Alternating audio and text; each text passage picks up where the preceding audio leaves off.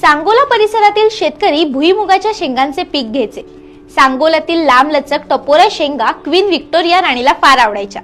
तसंच इथल्या रानमेव्याचा आस्वाद घेण्यासाठी राणी नेहमीच सांगोल्यात यायची। त्यामुळे राणीसाठी राजेवाडी तलाव, सांगोल्यातील बुद्धेहाळ तलाव आणि महूद या ठिकाणी खास ब्रिटिश पद्धतीचे विश्रामगृह बांधण्यात आली होती।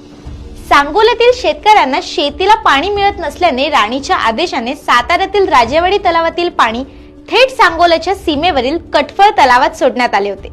हा सगळा भार उंचावर असल्याने गरजेनुसार थेट 50 ते 60 फूट खोल खोदून पाट खणण्यात आले होते।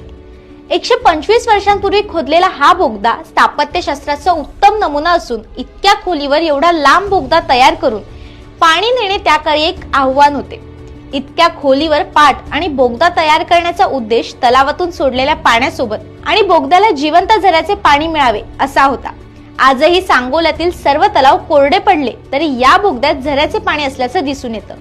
125 वर्षांनंतरही पाट पद्धतीचा वापर आजही केला जातोय। केवळ शेंगांच्या प्रेमासाठी राणी व्हिक्टोरियानी केलेली जलसिंचनाची कामं आजही सांगोला तालुक्याला वरदान ठरत आहेत।